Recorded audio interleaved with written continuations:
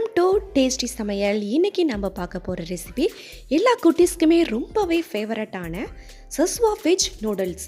வீட்டில் இருக்கிற பொருட்களை வச்சு நம்ம இப்படி ஈஸியாக நம்ம குக் பண்ணலாம் அப்படின்னு சொல்லிட்டு இந்த வீடியோவில் பார்க்கலாம்.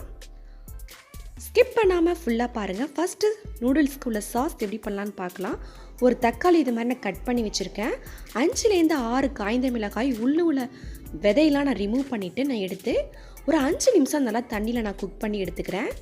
இதை நம்ம வடிகட்டி நம்ம எடுத்துக்கலாம். இப்போ நூடுல்ஸ் வேக வைக்கிறதுக்கு தண்ணி ஆட் பண்ணியிருக்கேன். இதுக்கு நூடுல்ஸ்க்கு தேவையான அளவு உப்பு, 1 டேபிள் ஸ்பூன் அளவுக்கு எண்ணெயும் ஆட் பண்ணியிருக்கேன். எண்ணெய் வந்து நம்ம நூடுல்ஸ் ஒன்றோடு ஒன்று ஒட்டாமல் இருக்கிறதுக்காக நான் ஆட் பண்ணியிருக்கேன். இப்போ நான் தக்காளியோடைய தோலை ரிமூவ் பண்ணிவிட்டு நல்லா பேஸ்ட்டாக நம்ம அரைச்சி எடுத்துக்கலாம். நூடுல்ஸ் பார்த்திங்கன்னா ஒரு 70% குக் ஆகுனா போதும். இப்போ இதை நம்ம வடிகட்டி எடுத்துக்கலாம். வடிகட்டின பிறகு நூடுல்ஸ் வேகிறதுக்கு சான்ஸ் இருக்குது. அதுக்காக திரும்ப நான் 1 டேபிள் ஸ்பூன் அளவுக்கு எண்ணெய் ஆட் பண்ணி மிக்ஸ் பண்ணி வச்சுருக்கேன். இப்போ கடாயில் 1 டேபிள் ஸ்பூன் ஆயில் ஆட் பண்ணி இதில் 2 பல் அளவுக்கு பூண்டு நான் குட்டி குட்டியாக கட் பண்ணி ஆட் பண்ணியிருக்கேன். உங்களுக்கு இஞ்சி ஃப்ளேவர் பிடிக்கும் அப்படின்னா நீங்கள் இஞ்சி கூட இது கூட ஆட் பண்ணிக்கலாம். இப்போ ஒரு தடவை மிக்ஸ் பண்ணிவிட்டு நம்ம அரைச்சி வச்சுருந்த தக்காளி காய்ந்த மிளகாவை இது கூட நம்ம ஆட் பண்ணி நல்லா ஒரு தடவை மிக்ஸ் பண்ணிக்கலாம். இப்போது இந்த பேஸ்ட்டுக்கு தேவையான அளவு உப்பு ஆட் பண்ணிக்கிங்க. ஒரு 1/4 டீஸ்பூன் அளவுக்கு சுகர் ஆட் பண்ணுறேன். 1 டீஸ்பூன் அளவுக்கு வினிகர் ஆட் பண்ணுறேன். வினிகர் உங்கள்கிட்ட இல்லை அப்படின்டாக்கா லெமன் ஜூஸ் கொஞ்சமாக ஆட் பண்ணிக்கிங்க. உங்களுக்கு தண்ணி வேணும்னா நீங்கள் கொஞ்சம் கொண்டு நீங்கள் ஆட் பண்ணிக்கலாம். இது நல்லா திக்கலாகி எண்ணெய் பிரிகிற அளவுக்கு நீங்கள் குக் பண்ணி எடுத்துக்கோங்க. இப்போ சாஸ் ரெடி ஆகிடுச்சு. திரும்ப அதே கடாயில் 2 டேபிள் ஸ்பூன் அளவுக்கு ஆயில் ஆட் பண்ணுறேன்.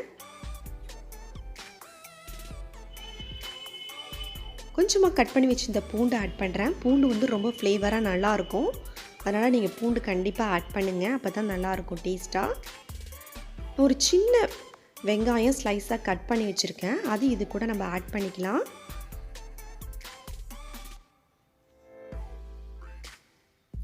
இது கூட கேப்சிகம், கேரட், பீன்ஸ்லாம் நான் ஆட் பண்ணியிருக்கேன். உங்கள்கிட்ட கேபேஜ் இருந்தால் கூட நீங்கள் கேபேஜும் ஆட் பண்ணிக்கலாம்.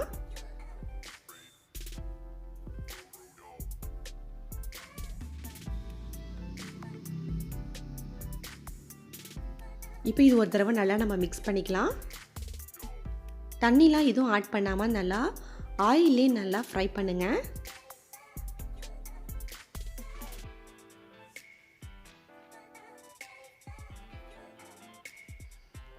இப்போது இந்த வெஜிடபிள்ஸ்க்கு தேவையான அளவு உப்பு நான் ஆட் பண்ணிக்கிறேன்.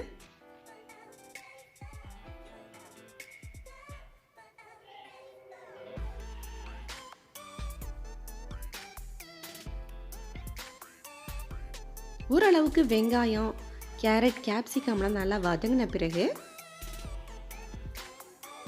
நம்ம ரெடி பண்ணி வச்சுருந்த சாஸ் இருக்குது பார்த்தீங்களா, அதை இது கூட நம்ம ஆட் பண்ணிக்கலாம்.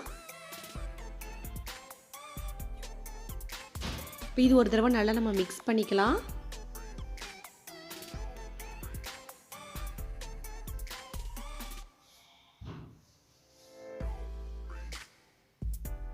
இப்போ நம்ம வேக வச்சிருந்த நூடுல்ஸை இது கூட நம்ம ஆட் பண்ணி நல்லா ஒரு தடவை மிக்ஸ் பண்ணிப்போம்.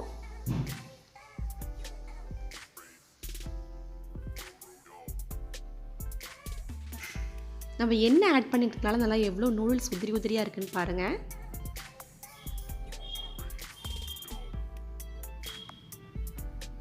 இப்போ லாஸ்ட்டாக இதில் நான் மிளகுத்தூள் 1 டேபிள் ஸ்பூன் ஆட் பண்ணுறேன்.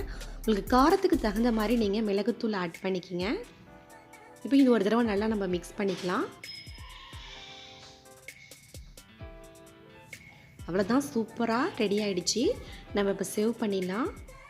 நூடுல்ஸ் பார்த்திங்கன்னா ரொம்பவே இது டிஃப்ரெண்ட் டேஸ்ட்டாக இருக்கும். நார்மலாக உள்ள நூடுல்ஸை விட இது ரொம்பவே டிஃப்ரெண்ட் டேஸ்ட்டு கொடுக்கும். குட்டீஸ்லாம் ரொம்பவே விரும்பி சாப்பிடுவாங்க. இதில் நீங்கள் முட்டை வேணும்னா கூட நீங்கள் முட்டையும் இது கூட நீங்கள் ஆட் பண்ணிக்கலாம். நீங்களும் வீட்டில் இது ஒரு முறை ட்ரை பண்ணி பார்த்துட்டு எப்படி வந்துச்சு அப்படின்ட்டு கமெண்ட் பாக்ஸில் மறக்காமல் கமெண்ட் சொல்லுங்கள். இந்த ரெசிபி உங்களுக்கு பிடிச்சிருந்துச்சுன்னா சப்ஸ்கிரைப் பண்ணுங்கள், ஷேர் பண்ணுங்கள், லைக் பண்ணுங்கள், மறக்காமல் பெல் பட்டனை கிளிக் பண்ணுங்கள்.